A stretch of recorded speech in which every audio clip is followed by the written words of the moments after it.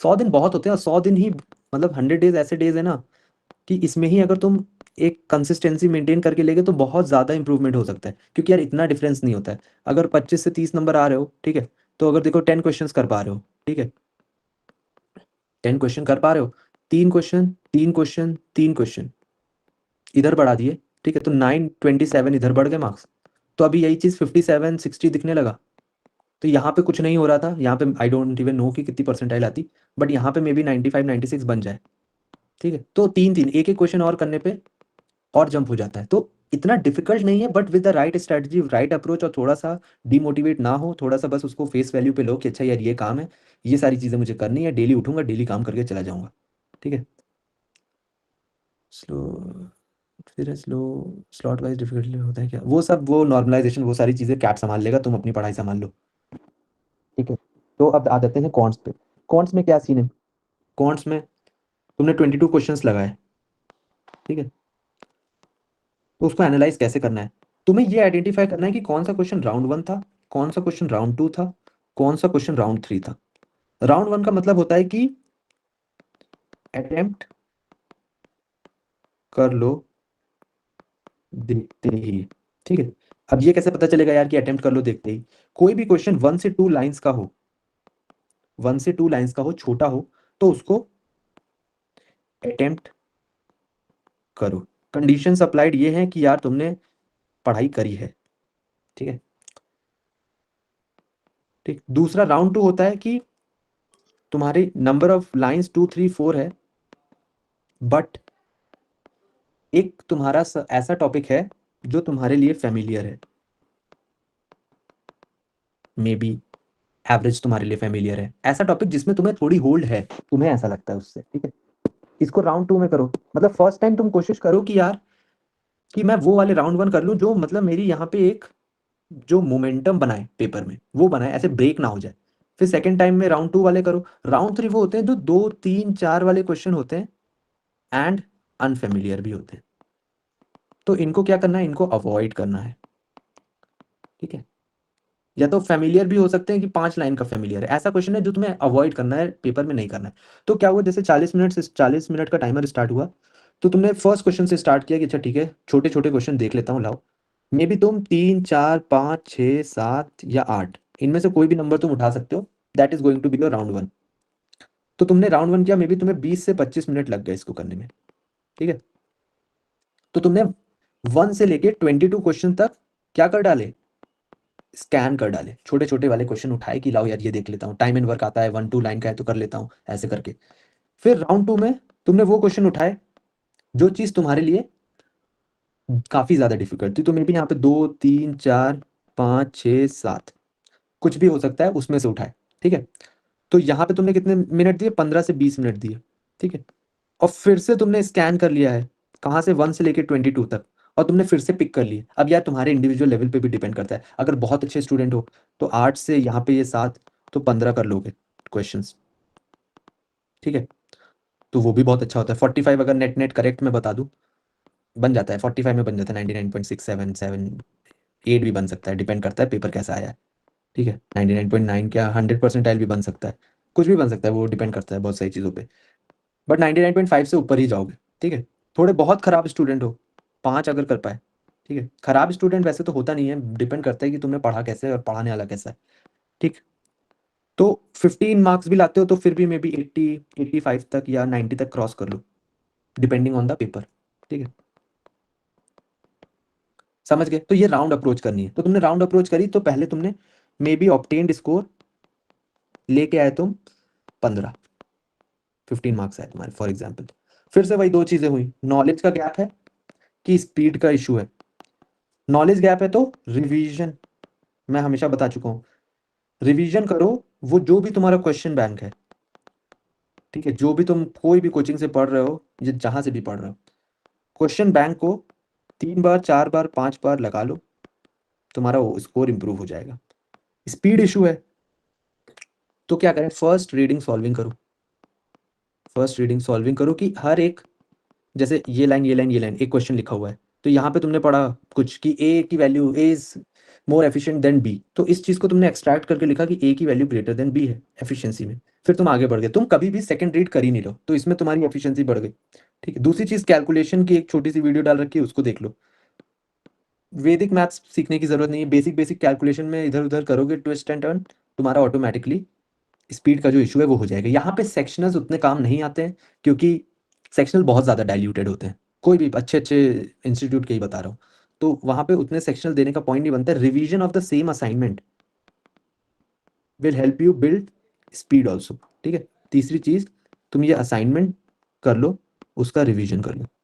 ठीक है, तो जब तुमने ये किया तो क्या हुआ कि 22 क्वेश्चंस जो तुम्हारे पास थे, तो तुम्हें पता चला कि यार मतलब मैं ये अपनी स्टोरी बता रहा हूँ कि 22 क्वेश्चन हुआ करते थे, तो 15 से 18 क्वेश्चन मैं स्टैंडर्ड क्वेश्चन मानता था।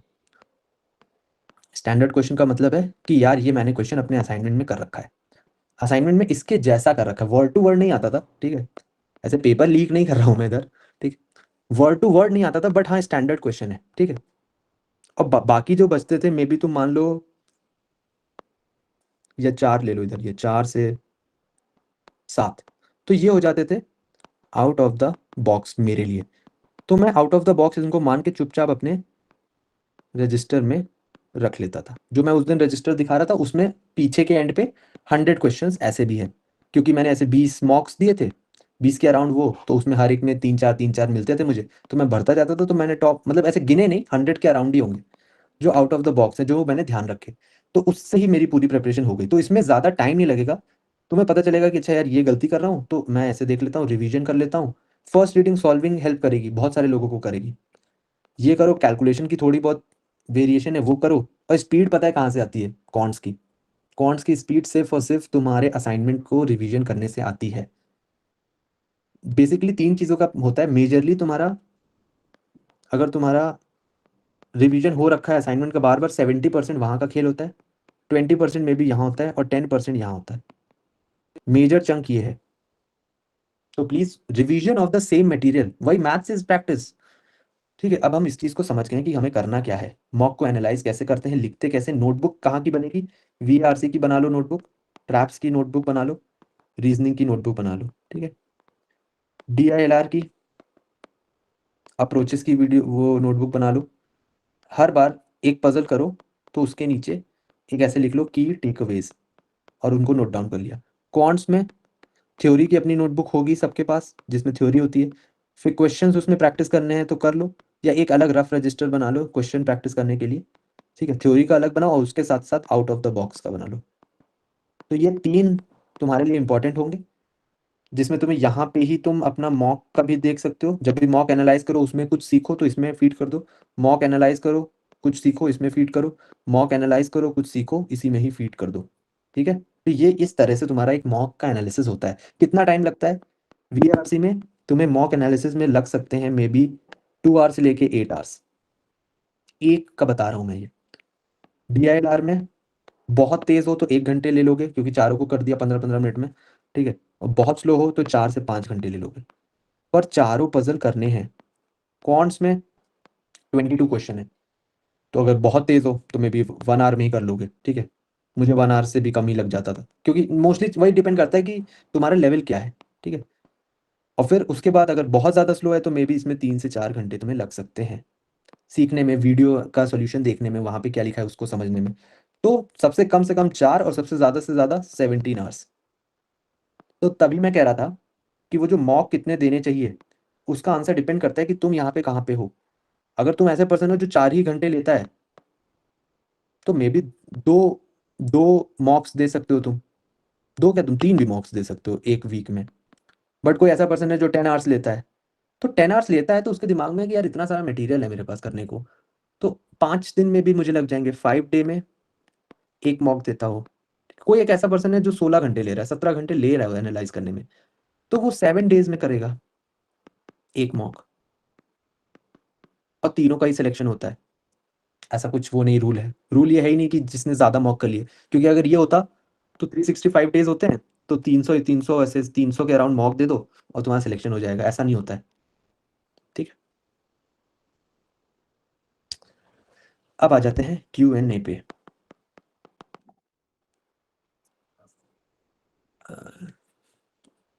फाइल गिविंग मॉक्स अभी स्लॉट वाइज डिफिकल्टी लेवल होती है क्या?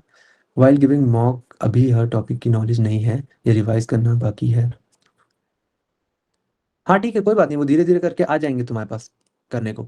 फिर सर पूरे क्वेश्चन नोट्स करने हैं विद आंसर या सोर्स लिख सकते हैं क्वेश्चन का? क्वेश्चन बैंक तो एक तुम्हारे पास स्पेसिफिक ही होगा ना, तो उसका सॉल्यूशन ही मतलब लिख लो, या सॉल्यूशन सॉल्यूशन तो वैसे मैं कहूँगा कि रफ नोटबुक में ही कर लिया करो, ठीक है। और वहाँ का जो क्रक्स है, जो उसका इंपॉर्टेंट पोर्शन है, उसको यहाँ पे लिख लो थ्योरी में, क्योंकि इतने ज़्यादा नहीं तुम बना सकते ना। मेरे पास जैसे कि ये जो मैंने पहले भी दिखाया था, ये कितने पेज का रजिस्टर है? 380 पेज का रजिस्टर है, ठीक है। तो 300 ही भरे हुए हैं इसमें पेज, तो 300 पेजेस में दुनिया भर के सारे क्वेश्चन है इसमें। हर एक टाइप है, मतलब तुम गवर्नमेंट एग्जाम से लेके कैट तक की ना जितने भी होते हैं, वो सब इसमें लिखे हुए हैं क्वेश्चन टाइप, ठीक है। क्योंकि वो टारगेट 66 का था मेरे लिए, ठीक है। मॉक्स में ही आ पाया, वो बात अलग है। फिर ठीक है। हाय प्रेरक भाई, कौन्स में रिवीजन की कोई चीट शीट बनाई थी तुमने? तो जो रिवाइज सम पैटर्न, यार ये नोटबुक ही बनाई थी यार। ये जो 300 पेजेस है ना, इसमें 300 पेजेस का कंटेंट नहीं है। बात क्या है, ये जो 300 पेजेस है उसमें से 150 पेजेस मेरे नोट्स हैं, ऑल द 24 चैप्टर्स। उसके अलावा जो 150 है पेज, उसमें मैंने वो जो आउट ऑफ द बॉक्स बता रहा था अभी, आउट ऑफ द बॉक्स उसके सॉल्यूशंस हैं। तो इस तरह से वो डिवाइडेड है। तो वही मेरे लिए चीट शीट थी कि उसको ही मैं रिवाइज कर लेता था। Not able to solve question in exam but same question able to solve after exam, how to work on this? Calculator रख देना टाइमर पे, 2-3 क्वेश्चन तुम्हारे और इंप्रूव वहीं पे हो जाएंगे। तुम टाइमर देख के पैनिक कर जा रहे हो, अपने आप को थोड़ा नॉर्मल रखो, नेचुरल वे में गेम खेलोगे, कामली खेलोगे। एक नेचुरल वे है हर एक इंसान की ऑपरेट करने की, ठीक है। तुम्हारा ब्रेन भी एक सर्टेन मतलब स्पीड पे ऑपरेट करता है, तो उसको नेचुरल ही रखो प्लीज। अगर अरिथमेटिक एंड अलजेब्रा को इन डेप्थ कर लें तो पॉसिबल है कि अच्छी परसेंटाइल आए? अरिथमेटिक और अलजेब्रा, हाँ। कितनी अच्छी परसेंटाइल का मतलब क्या है, ये भी डिपेंड करता है। अरिथमेटिक अलजेब्रा करोगे 95 परसेंटाइल आ जाएगा, 90 से 95 आ सकता है आराम से, ठीक है। क्योंकि 90 परसेंटाइल के लिए कितने ही क्वेश्चन करने होते हैं, 5 क्वेश्चन करने होते हैं, 5 से 6, ठीक है। तो आ जाता है। तो अरिथमेटिक अलजेब्रा सफिशिएंट है। अच्छी परसेंटाइल अगर 99 चाहिए, तो उसमें अरिथमेटिक, अलजेब्रा, ज्योमेट्री, तीनों क्वेश्चन आ जाते हैं, वो भी अच्छे लेवल पे। और इससे ज़्यादा चाहिए, 99.5 चाहिए, तो arithmetic, algebra, geometry, number system आ जाता है। मुझे इससे भी ज़्यादा चाहिए थे, तो मैंने फिर ये तो पढ़ाई, उसके साथ में आउट ऑफ द बॉक्स भी सीखा। तो डिपेंडिंग अपॉन योर अप्रोच, मैं मुझे क्यों ज़्यादा चाहिए थे, क्योंकि मुझे पता था कि मैं वीआरसी में कभी 99.55 नहीं ला पाऊंगा, क्योंकि वही बात है ना, नेचुरल नहीं है यार मेरा वो रीडिंग का। मैं नहीं हूँ उतना ऐसे वोरेशियस रीडर कि मैं एक बार में ही वो चीज़ कर लूँ। क्वेश्चन वो डीएम कर देना, मैं बता दूंगा कि कैसे करना है। शशांक, चिराग सर कितनी फ्रीक्वेंटली रिवीजन करनी चाहिए कॉन्ट्स के क्वेश्चंस को? कॉन्ट्स के क्वेश्चन का रिवीजन, कॉन्ट्स में रिवीजन सबसे इंपॉर्टेंट है। तो जो भी तुम्हारा टाइम स्लॉट है, maybe two T time तुम आवर्स ले रहे हो पढ़ाई करने में, तो टी आवर्स तुम न्यू पढ़ो और टी आवर्स तुम ओल्ड पढ़ो, तुम ओल्ड पढ़ लो, समझे? जो भी तुम्हारा टाइम पीरियड है पढ़ाई करने का, तो उसको टी आवर्स तुम नया पढ़ोगे, टी आवर्स तुम ओल्ड पढ़ोगे, and make this a rule, so that will help you get better percentile, ठीक है। क्योंकि सिलेबस कंप्लीट करने से नहीं होगा, क्योंकि रिवीजन करने से ज़्यादा पॉसिबिलिटी है कि तुम अच्छा कर पाओ पेपर में, ठीक है। कि सिलेबस अगर तुम 100% भी कर लेते ना, ये भी पॉसिबल है कि 15 मार्क्स भी नहीं आए, बट ये भी हो सकता है कि यार 50% सिलेबस कंप्लीट करा है, बट उसको मैंने 5 बार कर लिया है। तो जो 22 क्वेश्चन है, उसमें से 11 क्वेश्चन हो सकता है कि तुम कर लो, 11 में से चलो 11 भी नहीं कर पाए तो 8 कर लिए, तो फिर भी 24-25 नंबर के अराउंड ऐसे तुम ले आए। तो रिवीजन भी बहुत इंपॉर्टेंट है, जितना सीख रहे हो उसका रिवीजन, रादर देन अपने आप को पूरा बर्डन कर लिया कि यार ये भी पढ़ लूंगा, ये भी पढ़ लूंगा, ये भी पढ़ लूंगा। अभी के टाइम में जैसे 100 डेज हैं, तो सबसे पहले कोशिश करो एलजेब्रा हो जाए, अरिथमेटिक हो जाए, ठीक है। फिर एलजेब्रा हो जाए, फिर ज्योमेट्री हो जाए। ये तीनों पहले प्रायोरिटी होनी चाहिए। फिर उसमें सोचो कि यार नंबर सिस्टम भी कर लूँ, फिर सोचो पीएनसी भी कर लूँ, ठीक है। ठीक है, पीएनसी, देखो जब कैट 2023 में पेपर आया, तो सबसे इजी क्वेश्चन जो था वो पीएनसी का था। इट टुक मी 45 से 50 seconds to solve that question. उस पेपर में जहाँ पे लोगों की हालत हो गई थी एकदम टाइट, सबकी हालत टाइट हो गई थी, मेरा वहाँ पे 34 मार्क्स आए थे, मेरे आज तक किसी मॉक में नहीं आए थे 34 मार्क्स, मेन पेपर में 34 आए थे और इतने पे ही बन गया था। तो जो जबकि मैंने 2 दिन पहले दिया था सिमकैट, तो वहाँ मेरा ये 66 ऑन 66 आया था कॉन्स में। ओवरऑल मेरा 99.87 परसेंटाइल बना था। सिमकैट का जो सिमकैट 20 होता है, और यहाँ पे तो 100 परसेंटाइल ही बना था। तो जब ये मैंने 2 दिन पहले दिया था 24 नवंबर को, और 26 नवंबर को मैं एक माइंडसेट में था, क्योंकि एवरेज मेरा ही 54 हुआ करता था, 54 इसके अराउंड ही हुआ करता था। तो मुझे लग रहा था कि यार इतना तो आ ही जाएगा, और इतना हमेशा ही आता था, हर मॉक में आ रहा है, सोचो 20 के 20 मॉक में। बट वहाँ पे ऐसा नहीं हुआ था। कुछ ऐसे टॉपिक हैं जो अवॉइड कर सकते हैं, अवॉइड, हाँ अवॉइड कर सकते हैं भाई, टॉपिक अवॉइड कर सकते हैं। बट ये ना हो जाए कि तुम्हारा वो आ जाए, मतलब सेलेक्टिव स्टडी अभी ऑब्वियसली अब 100 दिन है तो सब कुछ तो नहीं पढ़ सकते हैं। तो अरिथमेटिक पढ़ लो, अलजेब्रा पढ़ लो, ज्योमेट्री पढ़ लो, फिर उसके बाद नंबर सिस्टम, पीएनसी देख लो, मॉडर्न मैथ्स देख लो, तो वो सारी चीज़ें कर सकते हो। ठीक है। क्यूए रिवीजन में क्या एग्जैक्टली रिवाइज क्यूए रिवीजन में एग्जैक्टली क्या रिवाइज करना चाहिए? क्यूए रिवीजन में देखो कैसे होता है क्यूए का रिवीजन। तुमने एक चैप्टर पढ़ा, मे बी मिक्सचर्स पढ़ा, ठीक है, तुमने मिक्सचर्स पढ़ लिया, now you want to revise this chapter. तो क्या किया, सबसे पहले टेक अ ब्लैंक शीट ली, और तुम्हारे दिमाग में जो आया तुमने खुद को पढ़ाया कि यार मिक्सचर में मैंने क्या क्या पढ़ लिया था। Once you are done with that, तुमने अपने थ्योरी के नोट्स उठाए और तुमने यहाँ पे मैच किया। फिर तुम्हें पता चलेगा there are certain things, maybe इतनी, जैसे मे बी 20% ऐसी चीजें हैं जो माइंड से स्किप हो गई हैं। तो तुमने उसको देखा, तुमने उसको रजिस्टर किया कि यार ये चीज़ें हैं जो मेरा माइंड ऑटोमेटिकली भूल जाता है, क्योंकि यहाँ पे तुमने जो ब्लैंक शीट पे 80% ऑफ द कंटेंट लिख दिया था, 20% तुम भूल गए। फिर जैसे तुम्हारा ये थ्योरी हो गया, असाइनमेंट उठाया, जो भी है तुम्हारा 1 से लेके जो जितने भी हैं उसको करा सॉल्व। ठीक है। असाइनमेंट सॉल्विंग प्रैक्टिस करना इज द ओनली रिवीजन करना। Can we skip geometry? Geometry बहुत ईजी है। जो आई डोंट नो, मेरे वाले जो स्टूडेंट्स हैं, जो हैं, जो पढ़ रहे हैं मुझसे, वो हैं इधर की नहीं, तो उनको तो ईजी लग रहा है। ज्योमेट्री मत लीव करो, 1-1.5 मिनट में हो जाता है यार वो क्वेश्चन। पीडीएफ चाहिए? अच्छा है सर, है, इजी है ज्योमेट्री, बस। ठीक है, क्योंकि उनको पता है कि रिकॉर्डिंग उनको तो मिलेंगी ही मिलेंगी, इसलिए वो चले गए अपना कुछ करने। चैट में क्या देखो, मतलब मैंने मल्टीपल सोर्सेज से पढ़ा है, ठीक है, मैं पहले भी बता चुका हूँ, तो उसमें जितना क्रक्स था वो मैंने 23 पेजेस में रजिस्टर किया। अब कोई भी क्वेश्चन आता है तो वो 23 पेजेस के अंदर से ही आता है। सिमकैट में करे हैं लोगों ने, सिमकैट 3 में जितनी अभी मेरी बात हुई, तो ज्योमेट्री के 3 क्वेश्चन थे, और उसने बताया कि तीनों ही क्वेश्चन उस 23 पेजेस से थे। ठीक है, तो तीनों क्वेश्चन वहीं से थे, उसने कर लिए, ठीक है, उसने जिस हिसाब से मुझे समझाया। तो प्लीज, जितना अगर कर रहे हो मेरे साथ, तो सितंबर तक रुक जाओ, सितंबर एंड तक तुम्हारा सब कुछ कंप्लीट हो जाएगा यहाँ पे। फिर वहां पे ही नहीं रुकूंगा, अक्टूबर में पूरा रिवीजन कराऊंगा, arithmetic, algebra, geometry, number system, उसके साथ तुम्हारे आउट ऑफ द बॉक्स। फिर वहां पे भी फिर से नहीं रुकूंगा, नवंबर में फिर से तुम्हें कराऊंगा अरिथमेटिक, एलजेब्रा, इतना करा दूंगा कि तुम कुछ भूलो नहीं। फिर उसके बाद जब 20 नवंबर होगी, उसके बाद फिर से पढ़ा दूंगा कि तुम्हारे पास ये अरिथमेटिक करके ही तुम 3-4 बार चले गए हो पेपर में। ठीक है, और क्लास में बस से बैठ गए ना, तो भी तुम यार 90-95 कुछ नहीं होता है कॉन्स में। सच बता रहा हूँ, 90-95 मतलब कुछ भी नंबर नहीं है। 90-95 परसेंटाइल अगर कॉन्स में नहीं आ रहे, तो फिर मैं मुझे भी पढ़ाना छोड़ देना चाहिए और तुम्हें भी पढ़ना छोड़ देना चाहिए।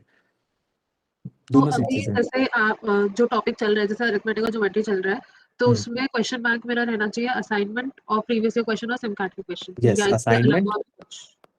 जो theory, assignment, theory, past years plus मॉक्स, इतना कर लोगे यार, यही करते करते ये आ गया था, और कहीं इधर उधर नहीं घुमा हूं मैं। और 2 बार लाया हूँ, मतलब ऐसा भी नहीं कि एक बार, तो चलो ठीक है तुक्का आ सकता है। ठीक है, और ये छोड़ो, ये भी छोड़ो, एनमैट में 100% ले आया, फिर स्नैप में भी आ गया, 99.78 आया, वहां पे कॉन्स में 100% था, 20 क्वेश्चन थे, 19 करके आया था। यहाँ पे भी आई थिंक 120 का होता है, 120 120 120 का, तो सबसे ज्यादा नंबर मेरे कॉन्स में ही थे, 104 नंबर थे। मोस्ट ऑफ द क्वेश्चन वहाँ एनमैट में हो गए, ठीक है, स्नैप में हो गए, कैट में भी हो गए, जैट का भी दे नहीं पाया,